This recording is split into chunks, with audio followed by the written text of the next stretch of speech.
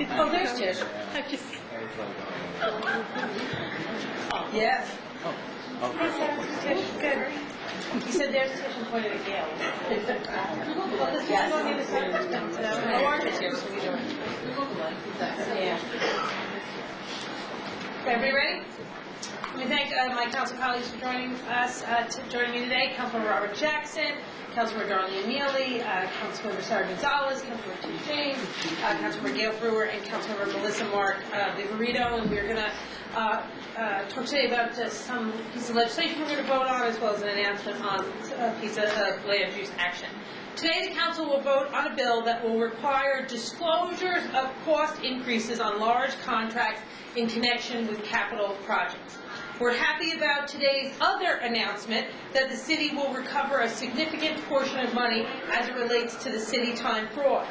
With this bill that we will pass today, we've improved oversight before contract costs spiral out of control, before they reach the type of level we unfortunately got to with city time. It's no secret, clearly, that the city has gone over budget on many of its large projects. And in some cases, most recently with city time and NICAPs, the overruns have been massive. These overruns have cost taxpayers millions of dollars. The best way to limit cost overruns is to tightly manage contracts so that projects stay on budget. But for those contracts that begin to fall through the cracks or lose their way, today's legislation will act as a safety net. This legislation will require the mayor to notify the council about project cost increases as they occur. And the as they is very important. With timely notice to the council when contract costs start to climb, we can better monitor projects and contracts. We can determine whether it makes sense to continue to fund a project or whether the city needs to make contract changes to check wasteful spending or whether the city needs to walk away altogether. In this legislation, first, the council would be notified whenever a contract worth at least $10 million on a capital project is extended or modified in a way that increases the contract cost by 20% or more. Second, the city would be required to notify the council on any additional extensions or modifications that would result in a 10% cost increase above the revised contract value. The city would have to explain. They'd have to explain why the contract extension or modification was needed and how much more money would be required. We can't allow cost overruns on the city's capital projects to go unchecked. That ends up being money that we then don't have for other important capital projects like schools or libraries or parks or housing or infrastructure. This legislation will prevent the next city time. And I want to thank Councilmember Mealy, who is the chair of the Contracts Committee, obviously where this bill went through, and Councilmember Tish James, the sponsor of the bill, and the former chair of the Contracts Committee. And let me first call on the bill's lead sponsor, Tish James, and then Chair Mealy. Last fall, I introduced legislation that would require city agencies to report to the New York City Council cost overruns on large contracts. Today's legislation, Intro 707A of 2011, would address construction and service contracts for capital projects with a minimum expenditure of $10 million. The bill would require additional oversight when such projects exceed the original cost by 20% or more. Specifically, the mayor would be required to notify the council at 2 points in time. First, the council will be notified of the initial request for a cost increase, and additionally, once the project extension or modification has taken place. The council will be notified of any additional contract extensions or modifications that result in a 10% cost increase above the revised contract value. This legislation, as well as a number of other contract bills I have introduced this legislative session, follow a number of high-profile cases involving mismanaged private contracts with the City of New York, the most noteworthy being the city time contract. which I brought to the attention as early as 2008 during my tenure as chair of the Council's Contracts Committee. Today, SAIC announced that they are returning over $5 million to the City of New York. Since 2010, I've requested the Council's Contracts Committee investigate the Emergency Communications Transformation Program, a project which went from an initial $380 million to $666 million, and what was at a time a further 286 contract requests from the City of New York. The administrative layoffs of the New York City deputy sheriffs and the contracting out of their collection duties, and the rising cost of NICAP's program, a contract that ballooned from $66 million in 2002 to $363 million in 2011. Most recently, I've requested council review of a $1.9 million of Health and Hospitals Corporation contract that was paid to 2 health consultants with Navigate, a private consulting company, to manage a new professional corporation. It remains unclear what contract is done on this project. In the last 5 years, contract costs have increased at least twice the rate of overall budget spending, reaching over $10 billion in spent public funds. The vast majority of these expenditures goes towards personnel and professional service contracts, and there has been considerable evidence that some of these contracts are poorly managed and lack needed oversight. Today is a great day towards accountability, oversight, and the oversight of the City Council. I thank the Speaker, Christine Quinn, and the members of the Contracts Committee, my predecessor, Councilmember Mealy, and all the members of the City Council. Congratulations. Chair Mealy? I want to thank Madam Speaker and my colleague for her legislation. We all heard the saying, it ain't over till the fat lady sing. Well, this is some of these enormous IT contracts. It seems likely that lovely lady has laryngitis. The scope of work kept expanding, getting more and more costly. And we've been stuck in our seats while this bad show rolled on and on. Because the information we needed exercised real oversight was hard to come by and often too late. This bill will change that. Rather than having to dig, well, we'll be informed of overhead costs on a quarterly basis. This information will give us to ask information questions early in the process and balance the growing costs of these contracts against the city's other needs. I'm very happy to the chair for doing this legislation, and this information will help us do our jobs as guardians of public dollars. So I hope you'll read this report, and when we do get this bill passed, I hope that we will implement it to the fullest. And thank you, Madam Speaker, for having us here. Thank you, Darlene. I want to recognize Councilmember Diane Arena, who has joined us as well. Next, we're going to speak about a piece of legislation dealing with rent stabilization, and I want to thank Councilmembers Gonzalez and Councilmember Melissa Martin-Rito for their introduction of the different actions relevant to this bill. The Council will also vote today to protect New York City tenants by extending the rent stabilization law. The Council will vote on a resolution that declares the continuing existence of a housing emergency.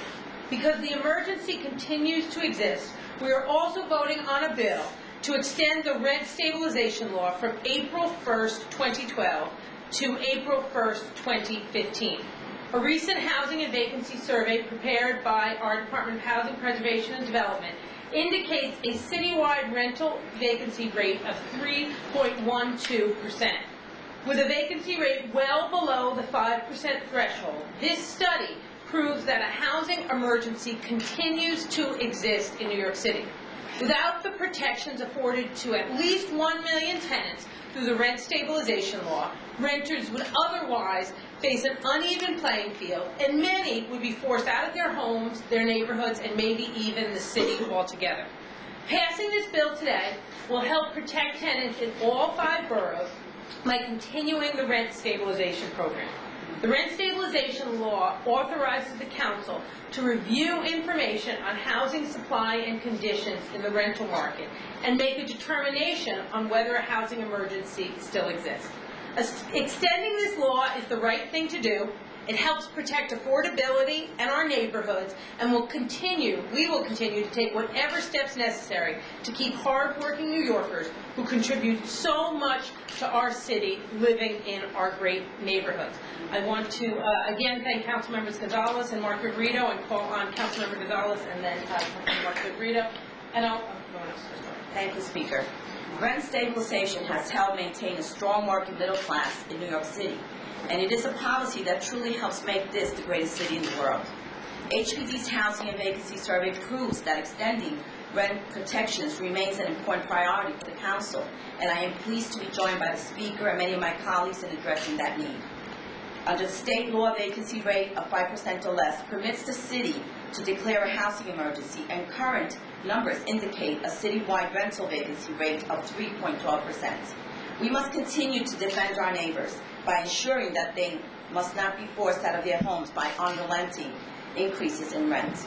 I look forward to extending rent stabilization law into 2015 and beyond. Thank you. Well, as has been indicated, this is obviously a very important measure, which we're here strongly to support. And although this is very important, clearly it's also a call to action.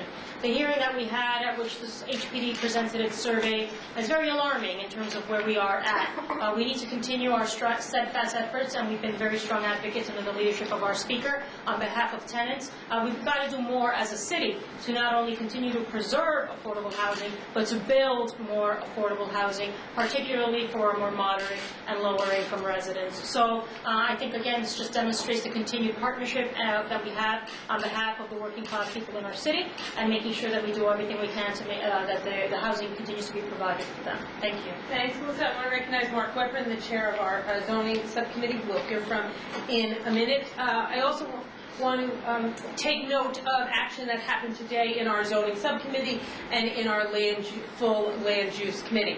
I think many folks know that we've been working for a number of years now in my district in the West Village on a proposal to redevelop what was the St. Vincent's property. I think it first needs to be stated that all of us, really in the city, but certainly on the west side of Manhattan, feel the loss of St. Vincent's was a terrible tragedy in our neighborhood. And many of us fought long and hard to try to prevent the loss of that hospital, and were unsuccessful. And today's action forward do have a health component in them. That said, we will continue our fight notwithstanding this addition of health care in the neighborhood. We will continue our efforts to once again someday have a full-service hospital back. I want to note some of the modifications and changes we have made. First, obviously, the western property, the O'Toole building, will become a 24-hour urgent care center run by Long Island Jewish North Shore, which is part of the healthcare institution that will run it. Two, as part of the modifications that were being made today, at the request of the City Council, the Bloomberg administration and the New York City Department of Education have agreed to purchase 75 Morton Street. That is a building in the West Village that is owned by New York State, specifically the New York State Office for People with Developmental Disabilities. 75 Morton will become school space for the west side of Manhattan. Another action that the Council has mandated through our modification is around open space. One, a brand new public park will be created at the Triangle space, the land bounded by 7th Avenue South, Greenwich Avenue West 12th Street. You can think of that space as a green space now, which is elevated and has two fences around it, which really kind of take away the potential of open space as it is now potentially used. Also, within the new park will be permanent New York City park space. This will not be temporary, and it will be mapped as public park space, which is also very important to the neighborhood, but an important public policy step as well. Two, within that public space, there will be an AIDS memorial constructed with input to the community. There have also been important historic preservation gains through the work of the Council. One, the Reese Building, which is on 12th Street between 6th and 7th Avenues, was originally proposed by the Rudin organization to be torn down. The Reese building will be preserved as part of the development and not torn down. We think that's important to the historic context of 12th Street, and obviously will have a much diminished impact construction-wise now on the residents of 12th Street. We've also put in retail signage prohibitions. Retail signage will be prohibited as part of the council's actions on West 12th Street, and there will be restricted signage on West 11th Street. The 12th Street windows in the retail spaces will also be restored to their original historic size to help preserve the historic context of the block. There's also been a reduction in the number of residential units proposed from 450 to 350. There's also been a reduction in the number of parking spaces from 152 to 95. Beyond those specific historic preservation land use actions, the Rudin organization has also agreed to contribute $1 million to support art programs at PS3 and PS41, the other two Greenwich Village elementary schools. They've also agreed to contribute $1 million to MSY Legal Services in an effort to make sure low, moderate, and middle-income tenants of the village have the legal representation and support they need to stay in their homes. There will also be a transparent public process to approve the AIDS memorial I mentioned before. I just want to take a moment to thank Mayor Bloomberg, Chancellor Walcott, Deputy Chancellor Kathleen Grimm, Harold Glazier in the governor's office, and the other members of the Bloomberg administration and the governor's staff who worked with us on this proposal. I want to also thank my local colleagues who represent the neighborhood, Assemblymember Deborah Glick, who was one of the strongest fighters to get 75 Morton made into school space, State Senator Tom Duane, who was vocal in the efforts to make sure we protected residents in the neighborhood. I want to thank Jerry Nadler for his leadership on many of the different parts of this, Borough President Scott Stringer, who played a critical role in the land use process. And last but not least, I want to thank the members of my staff who have worked long and hard on this, particularly Danielle DeServo of our land use staff, Melanie Rocco, my district office chief of staff, and my senior advisor, Wayne Quadler, and let me now call on Mark Weprin, our chair of our zoning and land use committee. It's tough when you have a zoning item in the speaker's district, because she doesn't leave a lot of oxygen. I actually only came here because Robert didn't feel comfortable being the only man in the room up here. So that I know isn't true about Robert Jackson, and a house full of 3 daughters and his lovely wife. As you mentioned, it's in the speaker's district. She really summed up all the issues that were resolved. We had a 6-hour hearing last week where a lot of these issues were the ones that were addressed by the community. Everyone who showed up to testify was allowed to testify. And a lot of the things that we heard that day were incorporated into this modification. So I congratulate the speaker since she had most of the heat, since it was her neighbors that were doing most of the testifying. But I was, happy to be part of it, and you sort of summed it all up. So thank you. And thank you. Happy to join Robert up here. Thank you. And speaking of women, today is Councilwoman for a Day, sponsored by the Women's Caucus, and we have some lovely young women with us today who are part of that program. So, where's the speaker for a day? No, who's going around? I guess she's off with Danielle Casaldanica doing something else. Actually, Becky is working on the budget with her. Well, we're happy to take questions on the matters we just discussed. Great job. Great, all right, we covered everything. See you later. Have a good day. I was kidding, Sarah. I knew that they weren't paying attention. Yes, Kate, go ahead. Someday I'm really just going to walk out, but... Are we on topic? It's about city time. Okay. What do you think the city time fiasco says about the Bloomberg administration? Well, I think it says something about our contracting process, right? And I think this piece of legislation, and so I think what happened is obviously an enormous, significant problem for the city, that we had a contract that ballooned so out of control, we lost extreme amounts of money and lost control of the project. Today we're really focused not so much on the problem, but on solutions to the problem. And Tish is right, there probably isn't going to be one bill that has it all, given the enormity contracting out. This is also why we passed an update to Local Law 35 a couple of months ago. the key thing here is we want to make sure we're watching contracts as carefully as we can.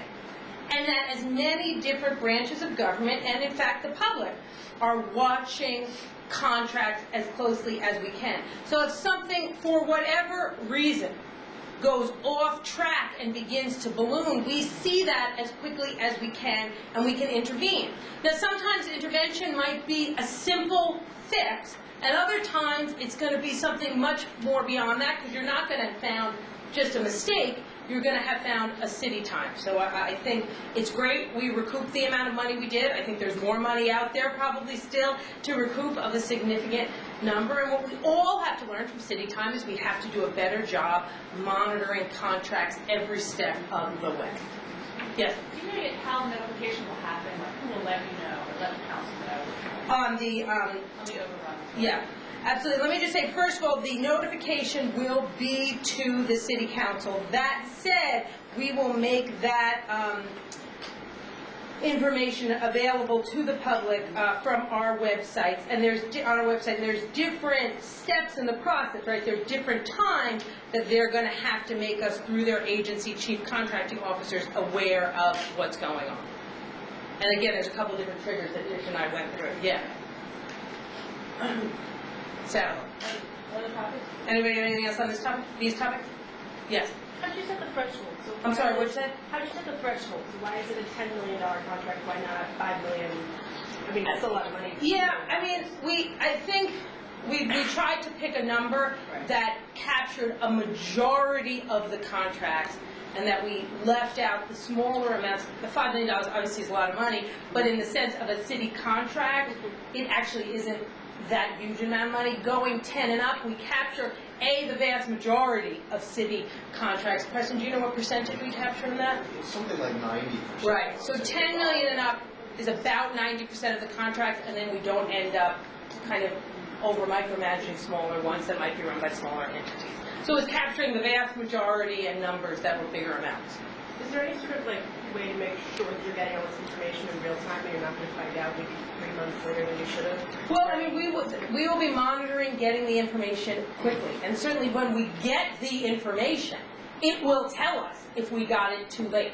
And trust me, and trust Tish, and trust Charlene, but I will understand, trust Tish, _trust Tish. If we get any of this information too late, everybody will hear about it.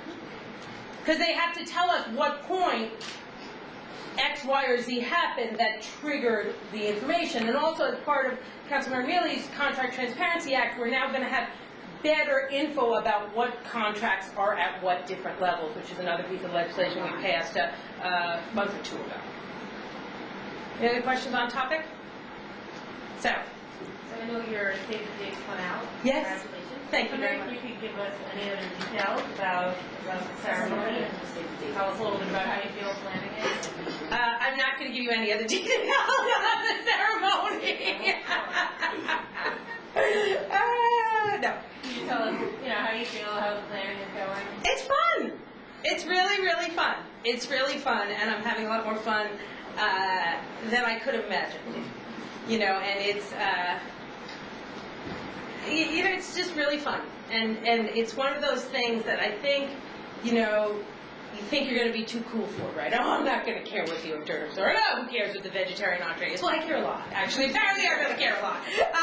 I can't care. And so it's just fun. And it's one of those, I think about our lives. You hear people talk about their wedding. You hear people talk about planning their wedding. You hear about it over and over again. And for LGBT people in this state, and unfortunately most of the LGBT people in the country, that has never been an option. And it's a huge thing. It's a word, I was just talking about this with somebody. Marriage is one of those few words in the world you don't have to explain. You say, I'm getting married, everybody knows what that means. Everybody knows what responsibilities go with that. Everybody knows what that means to a family. And to actually be in it and figure out the shoes and the dress and the hors d'oeuvres, it really is incredibly special. And it really does make you feel part of society in a more whole and real way. You know, Tom Dwayne said after they passed the bill, it changes nothing and it changes everything. And he's absolutely right. Have you gotten the dress? Any other topics? No other. Let me be perfectly clear. You may think that the release of information is being negotiated by Jamie McShane. It is with Kim Catullo. This is what we are authorized to say, people, and this is all you're getting until the speaker is otherwise authorized by the highest authority, and it ain't me. Okay. Great. All right. Thanks, guys.